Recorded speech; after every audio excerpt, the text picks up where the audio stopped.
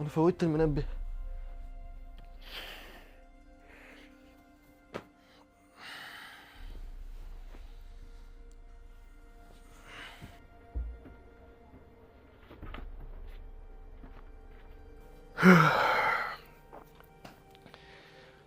لسه بدري، هنام شويه كمان واصحى ابدا ان شاء الله.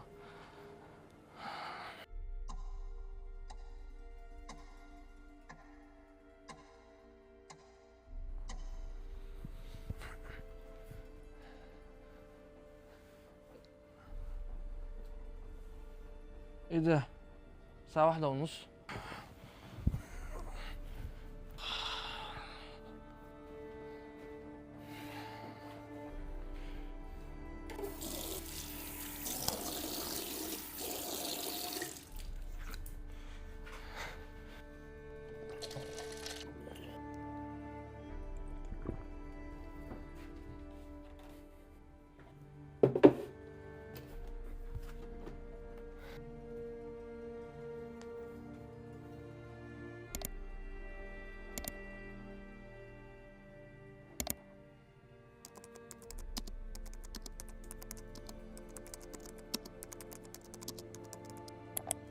اهلا بيكم يا دكاتره في الله في الاخير.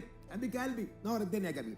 ده مختص مفعول به لفعل محذوف تقديره اخص وجه على شكل مضاف. خلي بالك من المختص لما يجي على شكل اسم نكره مضاف لضمير. كفايه جمله ما اكتملتش مفعول به ثاني ما جاش بمعنى بواقع وبتيجي بمعنى ايه.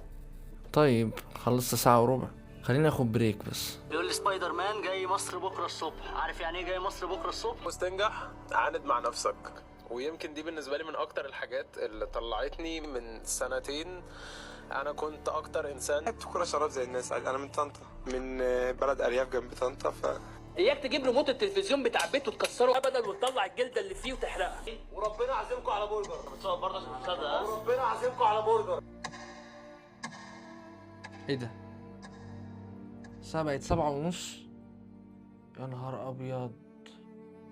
انا لما جيت اجمع الاسم المنقوص جمع مذكر سالم مش كده بس. السؤال ده ممكن يسالني فيه سؤال حلو قوي يا عم احمد. جمله جواب الشرط الاصلي فيها لا محل لها من الاعراب. في اداه شرط جازمه يبقى لازم الشرطين حصل خلل على احسن وجه ان هو يلعب على احسن حال.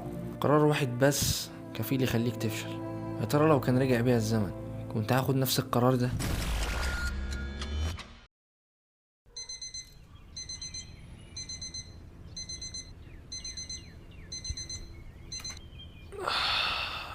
أصبح الملك لله. يا دوب أبدأ عشان ألحق.